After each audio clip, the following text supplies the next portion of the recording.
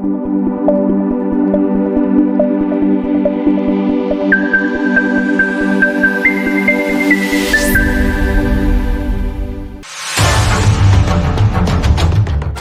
वालेकुम नाज़रीन, उर्दू ट्रिब्यून में खुशामदीद। नाज़रीन, आज हम गुफ्तगू करेंगे अपने दूसरे हिस्से के प्रोग्राम की कि जंग अजीम के बाद वर्ल्ड आर्डर कैसे चेंज हुआ, नए वर्ल्ड आर्डर कैसे बने, दुनिया कैसे जंग अजीम दोम के बाद फिर किस तरफ गई। तो हमने बिलाल साहब हमारे साथ मौजूद है। बिलाल साहब, हमने बात की थी कि सद्दाम हुसैन मिसकैलकुलेट कर गया और सोवियत यूनियन टूट चुका था। उसके बाद यूनिपोलर वर्ल्ड शुरू हो गई, तो उसमें सिर्फ एक अमेरिका था। तो आगे का क्या सिलसिला फिर शुरू हुआ? अच्छा, मैं पिछले प्रोग्राम में भी आपके साथ डिस्कस किया था कि हेजेमोनिक स्टेबिलिटी थ्योरी एक है जिसके मुताबिक दुनिया में अगर एक हेजेमोन हो तो वो ऑर्डर को ज़्यादा स्मूथ तरीके से चला सकता है, स्टेबल तरीके से चला सकता है। और उसमें वो मिसाल देते हैं पैक्स रोमाना की, फिर पैक्स ब्रिटिकाना, ब्रिटानिया। और फिर बात यही 90 की दहाई के अंदर सोवियत यूनियन टूटने के बाद पैक्स अमेरिकाना की शुरू हो गई, क्योंकि अमेरिका तारीख की किसी भी सुपर पावर की तरफ नजर डाल लें तो सबसे ज्यादा ताकतवर दुनिया की तारीख में ये एक ममलिकत थी। और उसमें एक मैं आपको बड़े मजे की बात बताऊं कि एक लफ्ज आपने सुना होगा, ग्लोबल रीच। किताब का नाम है लूजिंग कंट्रोल, पॉल रॉजर्स हैं, ब्रिटिश यूनिवर्सिटी के प्रोफेसर हैं, उन्होंने ये लिखी थी ये लेट 90s के अंदर। तो उसके अंदर उन्होंने कोट किया कि जब ये फर्स्ट गल्फ वॉर हुई है तो अमेरिकन जहाज अपनी बेसों से उड़े हैं, उन्होंने इराक पे बॉम्बिंग की है और दुनिया का चक्कर लगा के विदाउट टचिंग द ग्राउंड वो वापस अपनी बेसिस के ऊपर पहुंच गए। तो ये एक ऐसा डिस्प्ले ऑफ पावर थी जिसे अभी तक कोई नहीं पूरा कर सका कि 3 दफा उनको एयर टू एयर जो है फिल किया गया है, उन्होंने बॉम्बिंग की है, जमीन को उन्होंने टच नहीं किया, और विद इन जो है 36 to 48 आवर्स जो है वो अपने मुल्क के अंदर वापस आ चुके थे बॉम्बिंग करके। तो ये ग्लोबल रीच का कॉन्सेप्ट जो है फिर वहां से निकला। अब क्योंकि अमेरिका ये एक सबसे बड़ा पावर शो था दुनिया का। पावर शो था। अच्छा, अब क्योंकि अमेरिका जो है वो एक डोमिनेंट पावर रह गई है, वहां पे पैक्स अमेरिकाना की बात हो रही है, तो एक रॉबर्ट केगन है, उन्होंने किताब लिखी, रियलिस्ट बेसिकली ये राइटर हैं, और इनकी किताब है ऑन पावर एंड पैराडाइज। तो उसमें उन्होंने अमेरिकन सोच क्या होनी चाहिए उसकी तरफ निशानदेही की। उन्होंने कहा कि आपने जंगल में जाना है, वहां पे एक भालू रहता है, रीछ रहता है, खूंखार, आपके पास चाकू है, आप क्या करेंगे? आप जंगल में जाएंगे और आपकी ख्वाहिश होगी, दुआ होगी कि आपका और रीछ का आमना सामना ना हो, छुप छुपा के आप अपना काम करेंगे, वापस आ जाएंगे।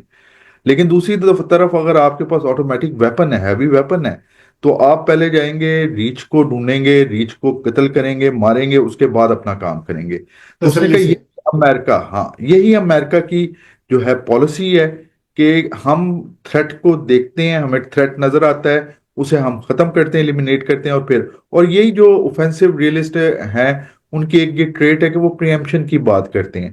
खैर, अब 1998 के अंदर अमेरिकन एक थिंक टैंक न्यूकॉन के साथ रिलेटेड जिसका नाम है project for the new American century, ये आप अभी टाइप करेंगे, जो व्यूअर्स हैं, तो आपको मिल जाएगा। उनका एक पेपर आता है जिसका नाम है रिबिल्डिंग अमेरिकाज डिफेंसेस। अच्छा, इसके अंदर लिखने वाले जो हैं इस पेपर को, वो कहते हैं कि अमेरिका को अपनी ताकत यानी कि हेजेमनी कायम करने के लिए पर्ल हार्बर जैसे एक इंसिडेंट की जरूरत है, ख्वाहिश का वो इजहार करते हैं, जो हम देखते हैं 9/11 की सूरत में इनको मिल जाता है। 9/11 के बाद जो है फौरन ये अफगानिस्तान को कहा जाता है कि उसामा में नाम लगाया जाता है, अलकायदा का, अफगानिस्तान को वार्निंग दी जाती है, तालिबान के ऊपर प्रेशर आता है, वो कहते हैं हम किसी तीसरे मुल्क को देने के लिए तैयार हैं, उसामा बिन लादेन को हवाले करने के लिए तैयार हैं।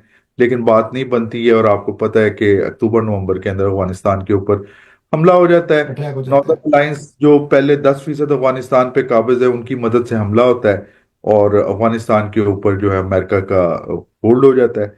अच्छा, बेसिकली इस तमाम के अंदर एक चीज हमें नजर आती है कि अगर आप देखें, माइकल मोर की है फॉरेनहाइट 9/11, तो एक अमरीकियों का ये ख्वाहिश है कि यूनोकोल कंपनी जो है ना वो टैपी पाइपलाइन बनाए। आपको पता है कि टैपी के ऊपर अब साइन हो चुके हैं, और माइकल मोर भी कहते हैं। उसके अलावा माइकल पेरेंटाई की एक मैंने किताब पढ़ी थी, शायद सोर्सेज ऑफ कॉन्फ्लिक्ट या इसी तरह नाम अभी आ जाता है जहन में। तो उसमें भी उन्होंने कहा था कि अमेरिकन ऑफिशियल्स जो हैं, यूनिकोल ऑफिशियल्स कहते हैं कि हम आपको, अफगानिस्तान की तालिबान रजीम को कहते हैं कि आपको हम सऊदी अरब से भी ज्यादा एडवांस बना देंगे अगर आप हमारे साथ कोऑपरेट करें।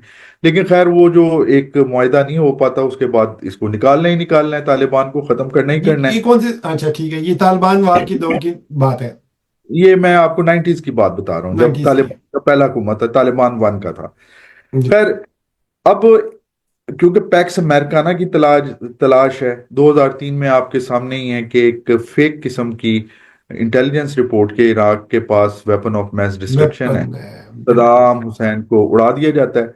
अब सदाम फांसी दे दी हुसैन जाती को है। उड़ाने के बाद जो हम एक बहुत बड़ा चेंज देखते हैं ग्लोबल पॉलिटिक्स के अंदर, कि पहले पिछले प्रोग्राम में आपसे बात हुई कि मोनार्क्स हैं या अरब नेशनलिस्ट हैं या तीसरा इसराइल है, इसके अलावा बस इन यही तीन एक दूसरे के साथ लगे हुए हैं। अब क्या होता है कि जब इराक को पे कब्जा कर लेते हैं, उसके बाद दोबारा ऑर्डर के अंदर चेंज आनी शुरू हो जाती है। इस दफा जो चेंजेस आती हैं वो एथनिक प्लस रिलीजियस सेक्टेरियन बुनियादों पे आती है, और आपको पता है कि कितनी बुरी सेक्टेरियन वॉर हम लोगों ने देखी है 90s की, ये 2003 के बाद से, कि आपको नजर आने एक तरफ अहले तशी हैं और एक तरफ सुन्नी हैं, और दूसरी तरफ जो है अरब और कुर्द का भी मामला चल रहा है, और तीनों एक तरफ एक दूसरे के साथ लगे हुए हैं, और यही जरासीम फैल रहे हैं खिते के अंदर।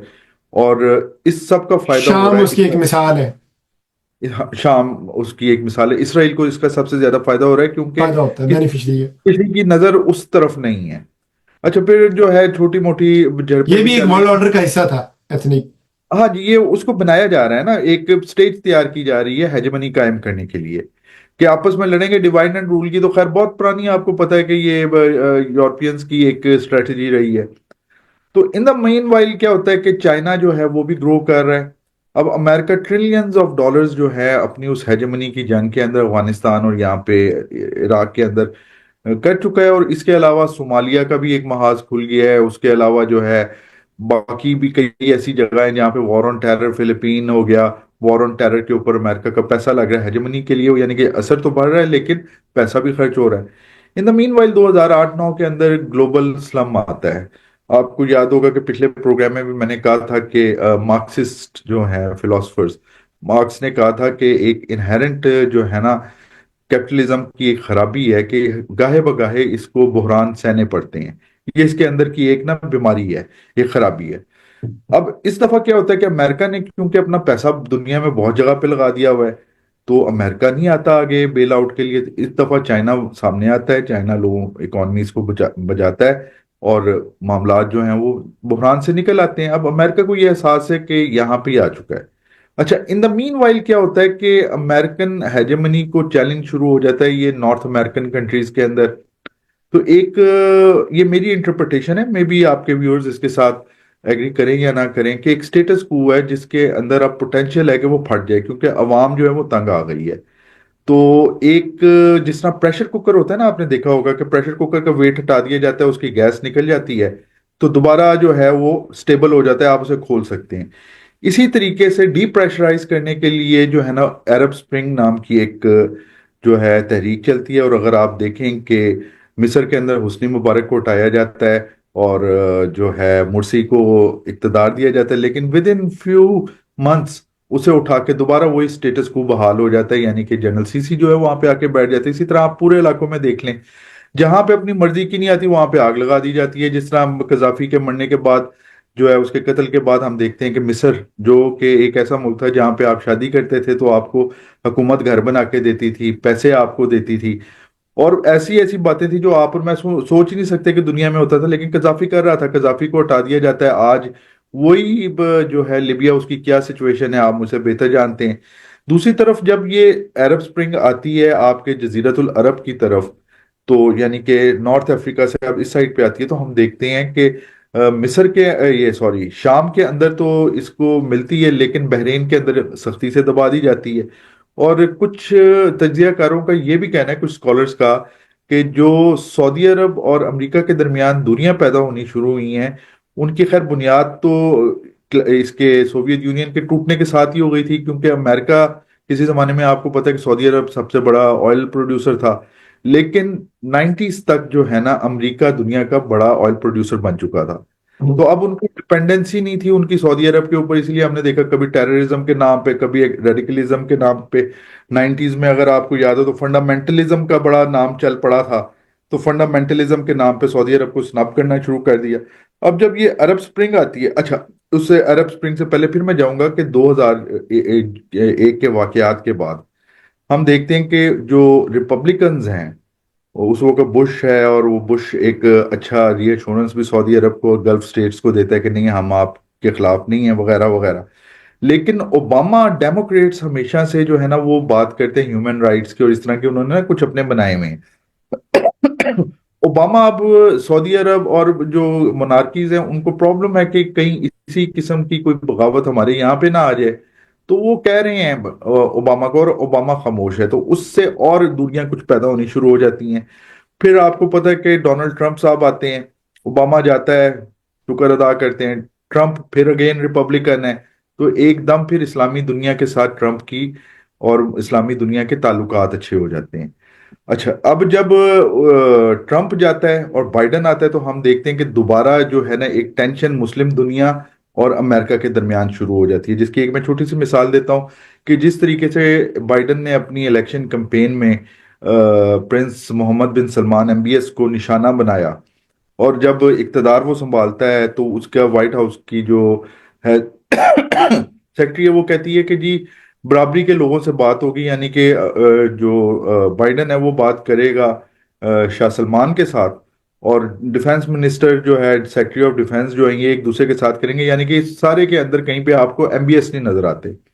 और फिर जमाल खशोगी का बहाना बना के बुली करने की कोशिश की जाती है हम्म। कभी यमन के नाम पे। तो उसमें हम देखते हैं कि एक बहुत बड़ा गैप आ जाता है। सितंबर जो है, ब्लड एंड ऑयल किताब का नाम है, दो जर्नलिस्ट हैं उन्होंने लिखे हैं एमबीएस के ऊपर। वो लिखते हैं अ, कि हालात किस हद तक पहुंच जाते हैं। फिर एक वॉल स्ट्रीट जर्नल के अंदर आई कि सितंबर अक्टूबर 2021 22 के अंदर ये जैक सेल्वियन जो अमेरिकन एनएसए है वो आता है सऊदी अरब दौरे के ऊपर, तो 21 के अंदर सॉरी, आता है दौरे पे, और वहां पे जो है एमबीएस से किसी बात पे गर्मी सर्दी होती है और जमाल खशोगी का वो नाम लेता है। तो तारीख में पहली दफा एक सऊदी अरब का जो यानी कि क्राउन प्रिंस है वो उस पर शाउट करता है, कहता है कि यहीं पे आप अपनी जबान बंद करो, आइंदा अगर तुमने कभी इस टॉपिक पे मेरे साथ बात करने हम्म। की कोशिश की तो मैं इसका को बर्दाश्त नहीं करूंगा। और वहां पे मीटिंग खत्म हो जाती है। ये वॉल स्ट्रीट जर्नल की रिपोर्ट आई है, रिपोर्ट है। रिपोर्ट है। तो उसके बाद अब जो है ये तो अपने उस आंकड़ के अंदर है, लेकिन फिर क्या होता है यूक्रेन वॉर शुरू हो जाती है और ऑयल प्राइसेस ऊपर जानी शुरू हो जाती हैं। अब 2022 की जून जुलाई के अंदर बाइडेन साहब भागे भागे आते हैं यहाँ पे सऊदी अरब के अंदर, और उसमें तस्वीरें मौजूद हैं। जो एमबीएस जो है वो सिर्फ वो जो कोनी से साथ कोनी और वो मुक्के वाला जो सलाम उस जमाने में या निकला था वो हैंडशेक करते हैं, उसके अलावा बड़ी कोल्ड किस्म की मिलती है। जबकि यही एक और किंग जो हेड ऑफ स्टेट है शी जिनपिंग, जब वो दिसंबर में आते हैं तो उनके लिए वीवीआईपी यानी कि जो कहते हैं ना शहंशाहों को जो कारपेट वेलकम बिछाया की जाता जाती है है। हाँ वो जी। दी जाती है। इसी तरीके से फिर हम देखते हैं कि अमेरिका की यही जो पैक्स अमेरिकाना की और वो जो पावर के अंदर एक वो लालच थी वो इस हद तक आ जाती है कि आप देखें कि सऊदी अरब और रशिया ओपेक के ऊपर जो है, ओपेक प्लस के अंदर जो है कोऑर्डिनेट करने लग जाते हैं। जब ये बाइडेन आता है वो कहता है कि ऑयल प्रोडक्शन बढ़ाएं क्योंकि प्राइसेस बढ़ रही हैं, तो मोहम्मद बिन सलमान कहता है नहीं जी ऐसे नहीं हो सकता, ठीक है, उसे वापस जाना पड़ता है। फिर क्या होता है कि चाइना की मदद से ईरान और सऊदी अरब जो एक दूसरे के बड़े खिलाफ होते हैं, हिस्टोरिकली ये खिलाफ हैं। हम्म। और वो जो है हिस्टोरिकली वो किस तरीके से खिलाफ हैं कि ये जो इनके दरमियान जब पहली अरब ये जो सऊदी रियासत बनी थी उस वक्त भी कुछ एलिमेंट्स ऐसे थे कि कुछ बादशाह जो हैं वो कत्ल हुए, यानी कि जो अमीर थे, और उनका इल्जाम फिर दूसरी साइड के ऊपर आया रिलीजियस बुनियादों के ऊपर। तो एक टेंशन इनकी हमेशा से रही है, वो हम्म। सेक्टेरियन भी रही है, फिर अरबो अजम की भी रही है, आपको पता ही है। हम्म। शाह ऑफ ईरान क्योंकि अमेरिकन अलाई था उस जमाने में, कुछ बेहतर था, लेकिन पसंद फिर भी ये एक दूसरे को नहीं करते थे। हम्म। खैर, चाइना दरमियान में आता है और चाइना जो है ईरान की और इसकी सुलह करवा देता है सऊदी अरब की, और अब कल परसों की खबर थी कि बहरीन के साथ भी नॉर्मलाइज हो गए हैं और बड़े अच्छे ताल्लुकात हो गए हैं। हम्म। क्योंकि सऊदीज को ये चीज रियलाइज होनी जा जो हो जा शुरू हो जाती है कि गेम कुछ और चल रही है और हमें सऊदी अरब के मफाद को देखना है। तो हम्म। हमें प्रिंस मोहम्मद बिन सलमान जो है बेसिकली, लोग जो मर्जी के, मैंने इसके ऊपर अपना एमफिल का थीसिस किया है, मेरे ख्याल में वो, आप उनकी कई बातों से इख्तलाफ कर सकते हैं but he is a visionary, और वो सऊदी अरब की जो है ना वो तरक्की चाहते हैं। तो खैर ये होता है। फिर आपके सामने रिसेंटली शाम का मामला आ गया। अब हालत ये है कि चाइना और रशिया ने बहुत इफेक्टिवली, पहले आपको पता है कि बीआरआई का मंसूबा आया, ये बेल्ट एंड रोड इनिशिएटिव जिसे सी पैक हमारा जिसका एक सी हिस्सा पैक। है और इसी तरह है। अब अमेरिकन ने पहले तो इसे बड़ा लाइट लिया, लेकिन जब काम शुरू हुआ तो उनका माथा थनका कि वो कहते हैं कि जी हमें अपने बॉम्बर्स के लिए और स्पाई प्लेन्स के लिए इंडोनेशिया पे लैंडिंग राइट्स और फ्यूलिंग राइट्स चाहिए। और इंडोनेशिया कहता है नहीं। तो अमेरिका के लिए बहुत बड़ा था। ये क्या बात हुई? वो वियतनाम जिसकी चाइना के साथ बहुत बुरे हालात रहे हैं, वो वियतनाम जो है चाइना के खिलाफ आने के लिए तैयार नहीं है।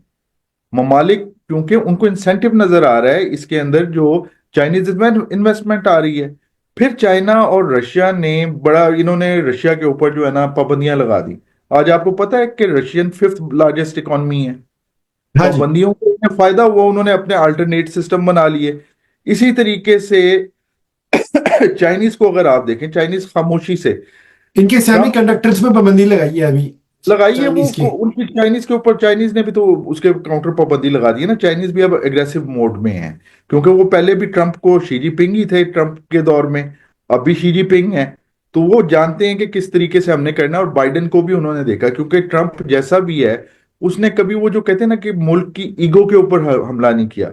जबकि जब बाइडेन एडमिनिस्ट्रेशन आती है तो अलास्का समिट के अंदर हाई लेवल के चाइनीज ऑफिसर्स ऑफिशियल्स को मीडिया के सामने जो है बुली करने की कोशिश की जाती है, जो चाइना ने पसंद नहीं की, क्योंकि चाइना एक खुददार कौम है। अब ये है कि दुनिया के अंदर हमें नजर आ रहा है कि ग्लोबल साउथ और नॉर्थ के दरमियान जो है ना, ग्लोबल साउथ को अपने पीछे लगा लिया है चाइना ने। हम्म। अफ्रीका के अंदर जिस तरीके से यूरोपियंस को निकाला जा रहा है और चाइना और रशिया एंटर हो रहे हैं। ब्रिक्स आपके सामने हैं कि किस तरीके से धड़ाधड़ दरखास्तें आ रही हैं ब्रिक्स में। और ट्रंप ने इस चीज को रियलाइज किया है, उसने धमकी दी है ब्रिक ब्रिक ममालिक को कि वो अपनी अच्छा बिलाल करेंसी साहब, हम ब्रिक्स के ऊपर एक मुकम्मल एक प्रोग्राम भी करेंगे ताकि अपने नाज़रीन को बताएंगे ब्रिक्स क्या है, कैसे बनी और कौन कौन इसमें शामिल है। तो अब आप कंटिन्यू करेंगे, ब्रिक्स ने धमकी दी नहीं, ब्रिक्स ने धमकी नहीं दी, ब्रिक्स और एक ब्रिक्स धमकी को धमकी दी गई। जी जी। ब्रिक्स को उसने धमकी दी है। और हाँ जी। क्योंकि ग्लोबल साउथ जो है, आपको पता है कि वो जो डिपेंडेंसी थ्योरी है, और इसी तरीके वर्ल्ड सिस्टम थ्योरी कहती है कि कोर है, पेरिफेरी है और सेमी पेरिफेरी है। कोर के पास वो टेक्नोलॉजी है कि वो फाइनल प्रोडक्ट निकालती है, लेकिन उसके लिए जो रॉ मटेरियल आता है वो गरीब ममालिक से निहायत सस्ते दामों आता है। आपको ये पता ही है। हम्म। अफ्रीका से आपको पता है कि अफ्रीका के अंदर कॉन्गो की खाना जंगी सबसे खतरनाक, लाखों बंदा उसमें मारा गया। अभी ये लाइबेरिया के अंदर हो रही है, और आपको हैरत होगी कि इसके पीछे यूरोपियन मल्टीनेशनल कंपनीज है, मौजूद है, मैं नाम नहीं लूंगा। ठीक है, क्योंकि उनके मफादात हैं, जब उनके मफादात के ऊपर ज़कात आने लगती है तो वहां पे वो सिविल वॉर्स करवा देती हैं। और ये कॉलोनियल और कॉलोनियलिटी का जो दूसरा कॉन्सेप्ट है, कि जहां पे कॉलोनीज कॉलोनाइज करके वो ताकतें जा चुकी हैं, उनके माइंडसेट अभी भी जो है वो कॉलोनियल पावर्स ही कर रही हैं। क्योंकि जो कोर है, मैंने आपको बताया कि ये डेवलप्ड है, इनके पास रिसोर्सेज है। फिर है सेमी पेरिफेरी है। सेमी पेरिफेरी को इन्होंने दूसरे दर्जे पे रखा हुआ है ताकि उनके जरिए ये काम करवाएं। और पेरिफेरी वो गरीब लोग हैं जो अपना खून पसीना बेचते हैं। आप देखें ना इस वक्त जो सिस्टम, आपने वो सुना होगा WTO का सिस्टम सुना होगा, और उस पे आपने जो है वर्ल्ड ट्रेड ऑर्गेनाइजेशन, इन्होंने एक ISO फ्लान 2000 या जो भी है वो एक सिस्टम बना दिया। अब आप देखें कि आपको एक्सप्लॉइट किस तरह किया जाता है। नेस्ले कहाँ की कंपनी है? इसराइली। ने, आप यूरोप का कह लो, रजिस्टर तो उधर ही है ना। यूरोपियन कंपनी है, ठीक है। आपका दूध वाला 100 रुपए का दूध बेचता है, उसके ऊपर पाबंदी लग जाती है क्योंकि उसके पास वो रिसोर्सेज नहीं कि वो उस स्टैंडर्ड पे ला सके। नेस्ले वाले उससे 100 रुपए का ही खरीद के 1 किलो दूध और एक जो पाव का जो पैकेट है उसको 100 रुपए का बेचते हैं। यानी कि जो 100 रुपए का दूध लिया उन्होंने, उसके 400 रुपए कमा रहे हैं।